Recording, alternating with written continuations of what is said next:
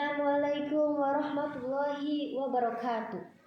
Alhamdulillah wassalatu wassalam ala rasulillah wa ala alihi wa sahbihi wa mawallah. Rabbi sahli sadri wa yassirli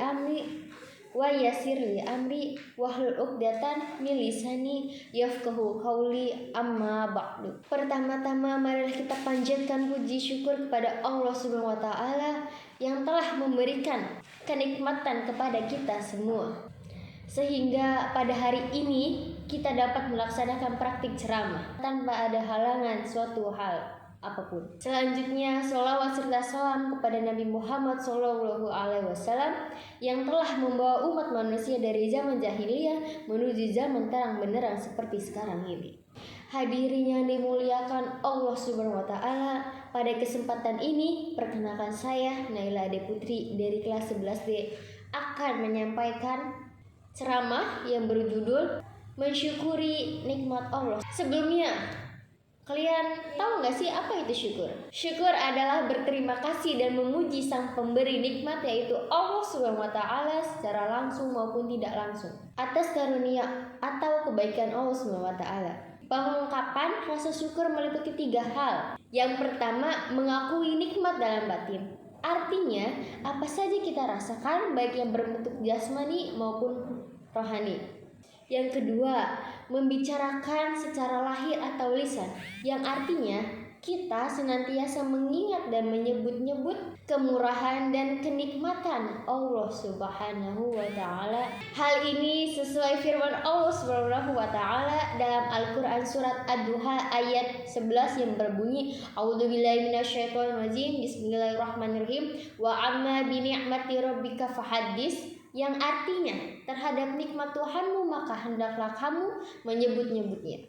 Yang ketiga, menjadikan nikmat karunia Allah Subhanahu wa taala sebagai sarana taat kepada Allah Subhanahu wa taala, dan hanya orang-orang yang berimanlah yang bisa bersyukur dengan sebaik-baiknya.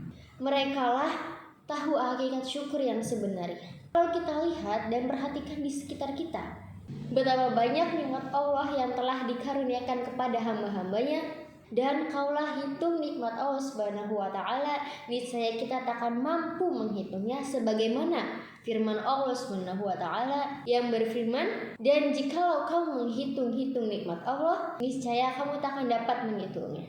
Hadirin yang berbahagia, Allah menjanjikan akan menambah dengan tambahan yang berlipat ganda, dan sebaliknya Allah akan memberi azab yang pedih bagi mereka yang mengingkari nikmat Allah Subhanahu wa taala. Janji Allah Subhanahu wa taala terdapat dalam surat Ibrahim ayat 7 yang berbunyi, A'udzubillahi minasyaitonirrajim, bismillahirrahmanirrahim, wa idza ta'adzana rabbukum la in syakartum la azidannakum wa la in kafartum inna adzabi lasyadid. Yang artinya, sesungguhnya jika kamu bersyukur pasti aku akan menambah nikmat kepadamu, dan jika kamu mengingkari nikmatku maka sesungguhnya azab kau sangat pedih.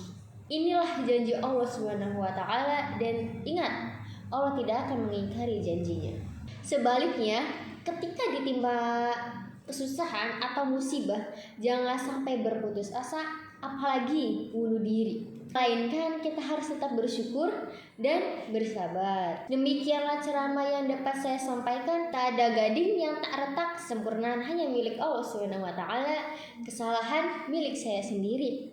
Billahi taufiq wal hidayah. Wassalamualaikum warahmatullahi wabarakatuh.